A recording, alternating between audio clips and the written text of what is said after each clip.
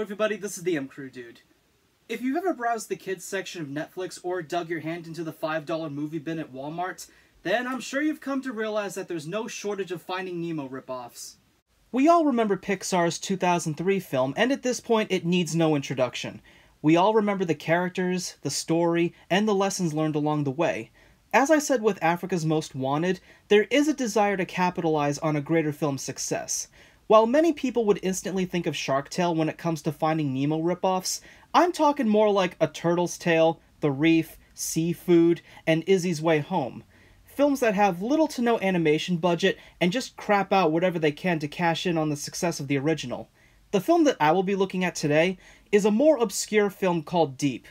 I wasn't able to find much information on it in terms of its development, but it was directed by someone named Julio Soto Gurpide, sorry if I said that wrong, who was inspired to make this film from his deep-sea diving experiences. Unfortunately, the article I got that from is no longer available, so that's really all I have on him. The trailer is even more laughable, as it boasts to have such experienced writing talent. From some of the minds behind Madagascar. I'm sorry, can we hear that again? From some of the minds behind Madagascar. Only some of the people. And Angry Birds TOONS. That sounds like a strange thing to announce proudly, like only a few people from Madagascar worked on this, and even though I loved that movie, the trailer really doesn't inspire much confidence. So is Deep just a senseless ripoff, or is there something at the bottom of this ocean? Well, let's check it out. So the film opens up with a really terrible narration that simply says people destroyed the Earth and pissed off. Okay, so for context's sake, the film is actually set in a post-apocalyptic future where sea levels have risen to a point where Earth is no longer inhabitable, forcing the people to leave the planet and abandon everything. It might sound like I'm making that up, but I swear it's true, so I guess we're ripping off Finding Nemo and WALL-E. So our main character is an obnoxiously cute octopus named Deep who lives in an underground community led by the Kraken, who is his grandfather, voiced by Dwight Schultz. Wait, the Kraken is a giant squid while Deep is an octopus? It's whatever, they're just two very different species. Have a banquet hall, everyone! And a double! Ooh, lucky you! You're about to witness the event of a lifetime. By the way, this never happens again. I don't know why they bother breaking the fourth wall when they're not even consistent with it. So the sea creatures are celebrating their annual survival day as the Kraken presents a feast of slop. From there, we meet Deep's two best friends who are a dancing shrimp named Alice and a fearful anglerfish named Evo. Okay, I know someone in the comments is gonna say this, so I'll just get it out of the way. Evo is a dude when in reality male anglerfish are smaller and less impressive than the females. Some don't even have lures. So Deep is instructed to clean the loofah above the cave, but he decides to disobey his grandfather and venture outside the cave to replace them with man-made sponges. This causes soap bubbles to get into the cave and cause trouble. Now it's time to peacefully... Oh, no. No.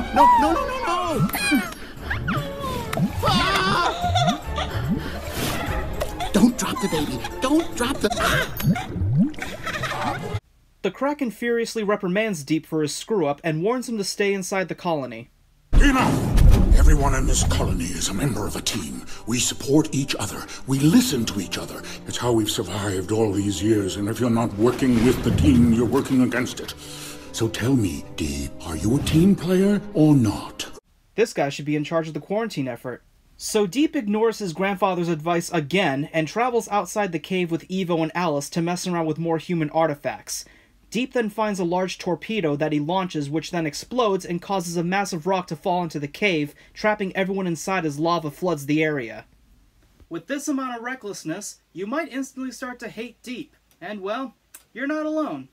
Despite their efforts, the Kraken and his followers are unable to move the rock, so he tells Deep that their only hope is to find his old friend Nathan the White Whale, who was last seen in the City of Men.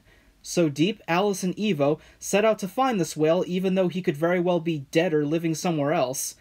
Deep soon encounters the first obstacle that the Kraken told him about, the Wall of Doom. They just had to call it that. Couldn't call it the Mural of Mirth or the Facade of Fairy Cakes. Relax, we'll go around it. The Kraken said go through it. Let's go! No, he said whatever we do, when we get to the Wall of Doom, go around. He totally said make sure you do not go around it. Go through. Around. Through. Around.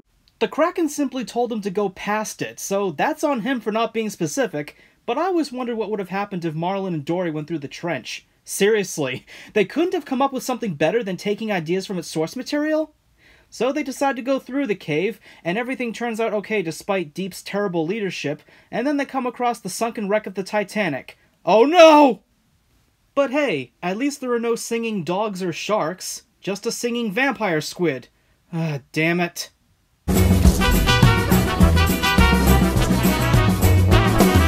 Others are gone, but I still go on. I'm queen of the undersea ball. You may see decay, but I like it that way. For I'm queen of the undersea ball. I'll be fair and say that the music isn't too bad. The tempo is good, and the rhythm perfectly matches the scene, but the only fatal flaw is that the lyrics are absolutely abysmal. Hello, sailor. I have glamour and class, occasional gas. But that is just part of my charm. And to think they say brevity is the soul of wit. So Deep manages to get her to tell them how to get to the City of Men, but she then decides to attack them the moment they try to leave. After narrowly escaping having to listen to another awful song, the group arrives at a junkyard where Deep gets attacked by a hungry eel. I'm a very important octopus, and if you eat me, my friends will be very mad. Friends! Very mad friends! Oh, so you have friends? Oh, yeah, really good friends, and they're right over... Are you crying? I've never had a friend. I live in garbage. I haven't seen another living thing in I don't know how many years. So what, has she just been eating scrap metal this whole time? So the eel named Mora begs to join them on their journey until Deep gives in and agrees to let her come along, but the others aren't too thrilled with the idea. Kinda odd that they're so freaked out by an eel when there are predatory animals living in the colony, such as goblin sharks and gulper eels. Even the giant squid is considered to be an aggressive and voracious predator, and yet an eel makes them feel uncomfortable?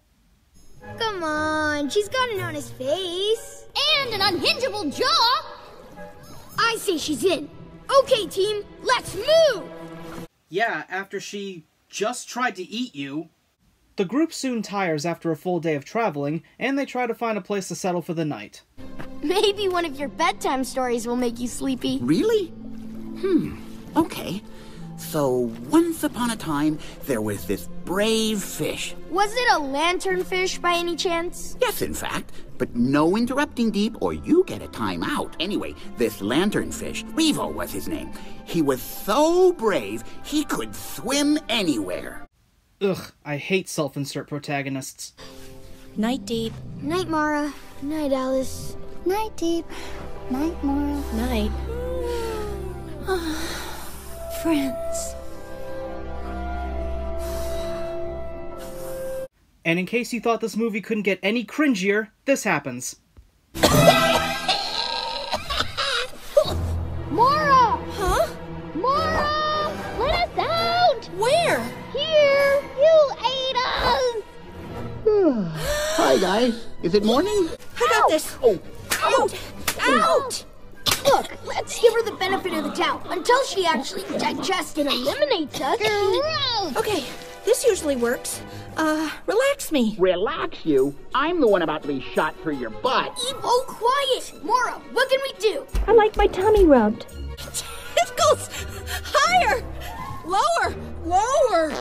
Sorry. Ew!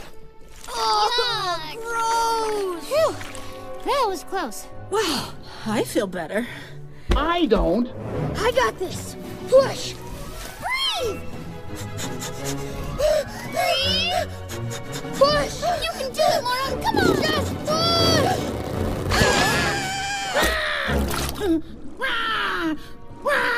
Congratulations, Mara. I'm so proud. And you are so not nursing. No doubt that was somebody's fetish. So after they rather quickly forgive and forget the whole being eaten alive thing, the group arrives in the ruins of Long Island. I have to say that I really wish there could have been more time devoted to world building. With practically no sense of pacing, the movie just shows us one environment before moving on to the next with really no connectivity. Admittingly, there are a few moments that provide context, but they are few and far between, to a point where it could have just been a standard underwater movie. So, not long after, they arrive at the Brooklyn Bridge and are swarmed by a gang of crabs. Oh, there's a lot of those. Well, look, they're harmless, all right? They get near you, hit them with the shampoo. So the leader is a giant hairy crab named Rico, and I'll be fair and say that I like his design. He's supposed to be a Yeti crab, but I like how it's designed like a fur coat akin to a mobster. Enough! Entertain me, or you are all ceviche, understand? Ceviche? You're marinated in lime juice with diced peppers and tomatoes. Happened to my cousin's family. Ugh, horrible, yet oddly appetizing. Rico is waiting. So Rico demands a performance on the spot, and Alice breaks into a Broadway-style musical number. Hit it, boys! Key up deep, C.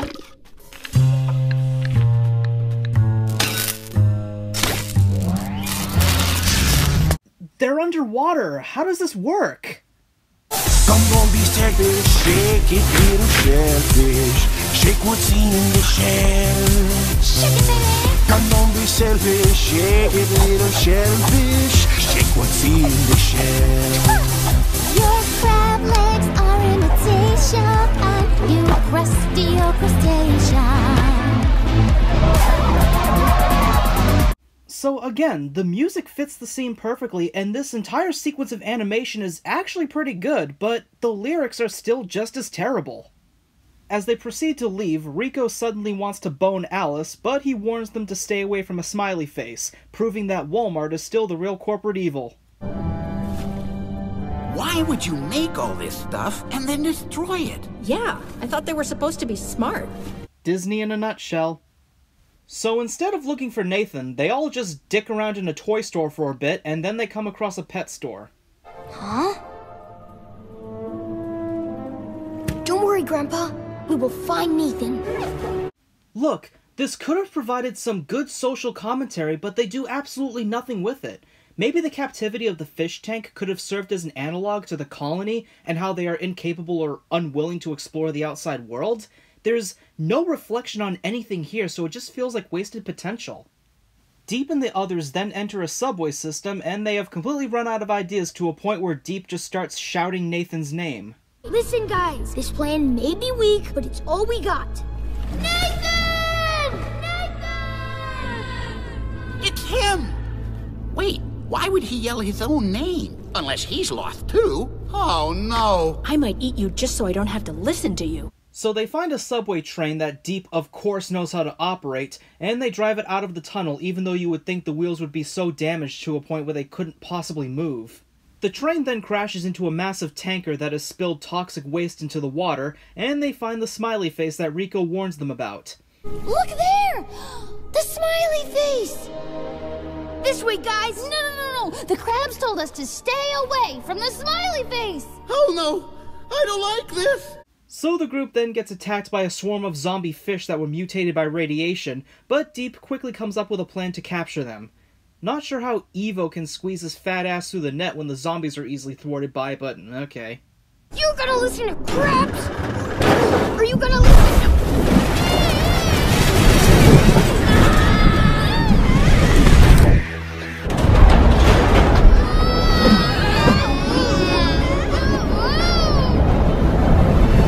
Deep and the others are somehow thrust somewhere near the Arctic Circle, while Deep is blissfully ignorant to the fact that they are now hopelessly lost. I thought we were gonna be friends, Deep, but friends decide things together. Hey, if this is about what happened back with the zombie fish, I had a gut feeling and I went for it. You can't blame me for that. If I went for it every time I had a gut feeling, Deep, you'd be working your way through my colon right now. Mara, We are through. Oh gee, I guess she's gone forever then. Oh wait, never mind. So a massive spaceship opens up and the team is greeted by a penguin, a walrus, and a dolphin. Good God, did I really just say that? Greetings, strange creatures. Look who's talking. I welcome you to the greatest adventure Earth has ever known. The Ark 3. Whoa. The finest in colonization technology. I'm Commander Darcy. Allow me to introduce my crew. Our head of security, the amazing Luigi. And our brilliant chief science officer, Professor Ralph. Hi! Hi! Hi! Hi! Hi! Knock it off! You got a hole in your head? So the animals are voiced by William Salyers, Jess Harnell, and Bob Bergen respectively, who are some of the few well-known voice actors in this movie. So Darcy the Penguin, who is obviously a villain, invites the group into the ship in order to track Nathan, which they accept against their better judgment. While Darcy and Luigi the Walrus formulate their evil scheme, the dolphin shows them a video about the ship's final mission, and we finally get some form of backstory. Apparently, the humans found another planet with enough natural resources to survive, so they traveled via the Ark 1 to establish the society. Following that was the Ark 2, which contained all of Earth's terrestrial animals, but they are still waiting for the Ark 3, which is a ship that contains all the sea creatures that Darcy's crew obtained. No, I don't know why people weren't put in charge of that. Meanwhile, Darcy informs Luigi via song that by finding Deep, who is apparently a high-profile target, that they will earn the respect of the humans and somehow have their brains implanted into human bodies. At least, that's what I'm assuming, but there's next to nothing that reinforces that aside from a few lyrics. The humans will give us a chance to play at football or dance. With new human parts, new brains and new hearts, and possibly even some pants. Pants? Pants! I don't see why not! We'll be members of that species, most advanced, with their biotech. And their nanotech. And their parts. So yeah, that's an interesting angle, but like everything else in this movie, it's poorly explained. We also learn that the ship will conveniently take off with the new planet in 1 hour. What are the odds? Darcy invites Deep and his friends to the sonar room to find Nathan, but Mara hesitates. Mara, dear, why aren't you with your friends? I don't think they're my friends anymore. At least Deep isn't. Ah, well, he seems like a nice enough fellow. That's what I thought. But friends should look out for each other. Ah, so that's why he was saying all those things about you. What? What did he say? Oh, nothing. I'm sorry. It's none of my business. Tell me what he said. All I can say is, I don't think you're as dumb as a bag of dead kelp. He said that? And I certainly don't think you're as ugly as a blobfish's bottom. I'm going to eat him alive! Calm down, dear. Now, why would she buy into that? There was no point when she was separated from Deep while on the ship, so how does this make sense in context? So of course Darcy tricks Mara into joining him on the new planet, and she traps her friends in a massive room. What are you doing? Hey! Saving our lives, Deep. That's what real friends do. You'll thank me later, when we're on the new Earth. What? So after scolding Deep for not listening to the team, she just decides to make a major decision for them without discussing it? What kind of hypocrisy is that?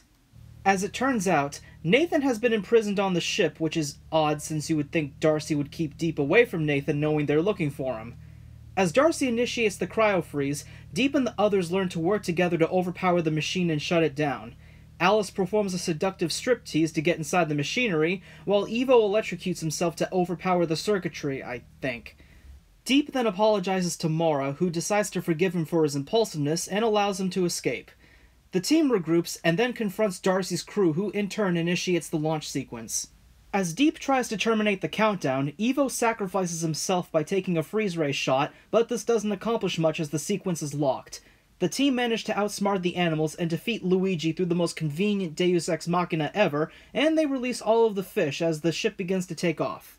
With Nathan and Evo freed, the team heads back to the colony just as the Kraken starts to abandon all hope. Despite their best efforts, even Nathan is unable to move the rock, so Deep squeezes himself into a crevice and dislodges a tiny rock to move the larger one. Okay, how does that even work? Well, it somehow does, and everyone in the colony is freed, and we even get the whole protagonist is dead, oh wait, no they're not cliché. See, it's not that bad down here. Believe it or not, it's not so bad up there either. I've been out of it for a while. You know, I could use a tour guide, you big blubber butt. Oh, my friend, you saved us. Oh, please. Remember the time you saved me from that creature near Tokyo that breathed atomic fire? Oh, yes, and then the giant moth chased us off. We're summer. So the film ends as the team plans to colonize the ocean, and then Deep heads off to get his 8 legs over a female octopus. Well, that was Deep, and it was just as lame as I expected. The characters are bland, the story is very standard, and the lessons are sloppily conveyed. While an important trait for a leader is to know when to be a follower and when to take charge, the film hardly shows that kind of distinction because Deep doesn't show much in the way of growth as a character. Finally, while I kind of like the concept of a post-apocalyptic ocean, it's poorly constructed and the elements are just kind of thrown at you without any real build-up, nor do they connect organically to the plot. As I said before, it would have been nice to see how some elements of the human world come into play, but most of those scenes are over just as quickly as they started, so it's almost as if the underwater city merely serves as a backdrop. One thing I did like was the animation. For a film like this, you would expect very little effort like with most Finding Nemo ripoffs, but the characters can be very expressive when needed, and the lighting during almost every scene is surprisingly beautiful and very impressive. I don't think this movie is inherently harmful for kids, but it's rather forgettable and doesn't really have any emotional impact. Despite its title, Deep is anything but. This is the M Crew Dude, signing off, wishing you all a very pleasant day.